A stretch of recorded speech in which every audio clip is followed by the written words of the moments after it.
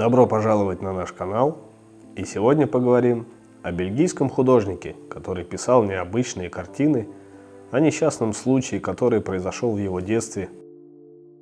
Рене Франсуа Гислен Магрит, годы жизни 1898-1967,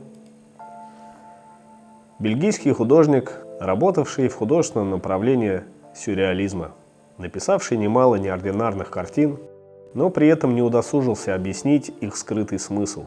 Впрочем, это только радость для современных художественных критиков. Всегда можно заняться интерпретацией его полотен, зачастую такой, о которой даже сам Магрит не подозревал. Основным героем картин Магрита является человек в котелке, но без лица. По мнению многих, это сам Магрит. Вот только Магрит от сюрреализма отказывался и предпочитал говорить, что он пишет картины в направлении магического реализма. То есть его картина не выдумка чистой воды, как некоторые работы великого Сальвадора Дали, а поиск странного, необычного и фантастического в нашей повседневной действительности, так как это представлял сам Магрит. Рене Магрит – мастер перевоплощений, загадок, иллюзий, нестандартных решений, которые отображены в его картинах. Но вот в обычной жизни он был самым заурядным человеком. Жил в совершенно обычном доме, писал картины в своей столовой, стараясь не испачкать пол краской, что у него всегда отлично получалось, поскольку он был очень аккуратным. Да и в самом творческом процессе Рене Магрита, в отличие от неистового Джозефа Тернера, не было ничего необычного. Зато всю свою любовь к необычному он реализовывал в своих полотнах. Они, безусловно, талантливые, но очень странные. А зрелищные головоломки, запечатленные в них, до сих пор не дают покоя многим художественным критикам и простым зрителям. По большому счету, картины Магрита – это тест на абстрактное и нестандартное мышление. Они, как и многое современное искусство, не всегда всем понятны. Но нельзя отрицать их нестандартность и творческий подход художника. Родился Рене в небольшом городке Лессин, в совершенно обычной семье. Отец работал портным и продавал ткани, мама была модисткой. Все шло вполне нормально и мирно. Но в марте 1912 года, когда Рене было 13 лет, его мама ушла из дома в одной ночной рубашке и больше не вернулась. Спустя некоторое время выяснилось, что она бросилась в местную речку Самбре. Ее тело вынесло на берег, а рубашка намоталась вокруг головы. Наверняка все это Рене видел, и подобная картина запомнилась ему на всю жизнь, а ее отголоски нашли отражение в его картинах «Влюбленные», «Изобретение жизни» и «Песнь любви». На первых двух, написанных в 1928 году, лица изображенных людей закрыты полотном, а «Песнь любви» изображает русалок наоборот, с человеческими ногами и рыбьими головами. Возможно, Рене уже в зрелом возрасте зарисовал свои подростковые кошмары, переосмыслил их в подобные образы, а эти картины были нужны больше самому художнику, чтобы на холсте выразить все, что он чувствовал мартовским днем 1912 года на берегу той самой речки, и как-то смириться с этим, унять и облегчить душевную боль.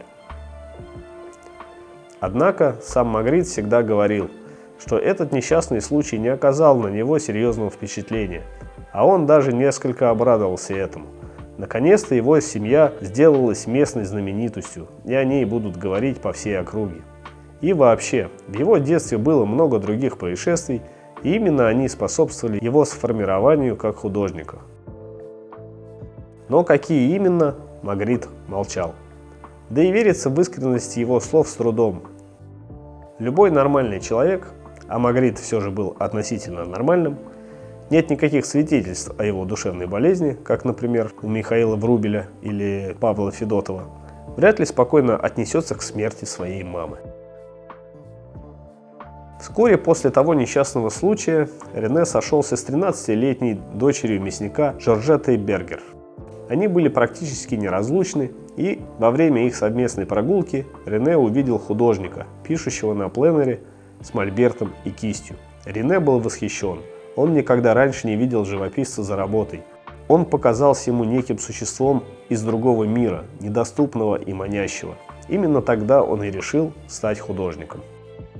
Вскоре родители девочки переехали в Брюссель, а спустя несколько лет в этот же город уедет и Рене учиться в Королевской академии изящных искусств. Через 8 лет после расставания они случайно встретились на улице. Как оказалось, юношеская любовь никуда не делась, просто остыла на время, а при встрече вспыхнула вновь. Рене и Жоржетта решили пожениться, но до этого ему нужно было отслужить в армии. Наконец, в 1922 году свадьба состоялась, и они прожили вместе всю жизнь вполне счастливо. Правда, в 1936 году Рене закрутил роман с художницей-сюрреалисткой Шейлой Лек. Жоржетта тоже в долгу не осталась и начала встречаться с художником Полем Каллине, приходившимся другом Рене Магриту. Лишь спустя 4 года Рене и Жоржетта вновь стали жить вместе, кризис супружеских отношений и среднего возраста миновал, и все вернулось на круги своя. Дальше все вновь пошло по накатанной. Рене писал картины, как ходил на работу, строго по часам, делая обязательно перерыв на обед. Для многих других художников в порыве творческого вдохновения, забывших о еде и сне, подобное поведение, мягко говоря, удивляло. Но уж таков был Магрит. Ничто не могло изменить его образ жизни добропорядочного буржуа. Главный герой многих картин Магрита – человек в котелке, лица которого не видно. Оно может быть просто не нарисовано, в итоге котелок висит в воздухе или закрыто голубем, летящим на переднем плане. А еще часто человек повернут к нам спиной, что еще больше усиливает общую загадочность картин Магрита. Как ловкий фокусник, Магрит показывает зрителям только то, что хочет он сам, оставляя немало пищи для размышлений, как, например, на картине «Размышления одинокого прохожего», написанной в 1926 году. Наверняка, не стань Магрит художником, из него бы получился неплохой фокусник. По крайней мере, тяга к всевозможным иллюзиям на его картинах прослеживается отчетливо. Свои картины в художественном направлении сюрреализма он начал писать в 1920-х годах, после знакомства с французскими сюрреалистами, в частности с Андре Бреттоном. Впоследствии он с ним разругался, но от активного применения различных оптических иллюзий и решил не отказываться, как, например, на картине «Возвращение пламени». Потом были прославившие его полотна «Сын человеческий»,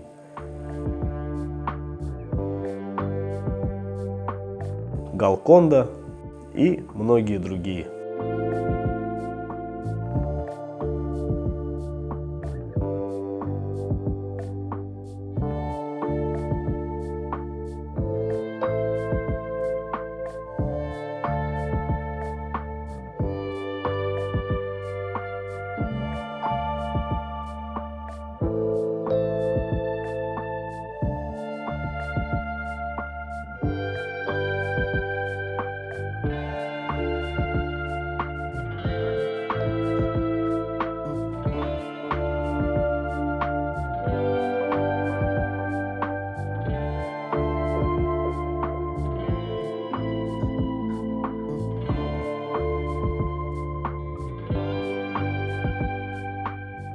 Умер Магрит в 68 лет, прожив совершенно заурядную жизнь и написав при этом абсолютно незаурядные картины. Возможно, в этом и есть главный фокус Рене Магрита.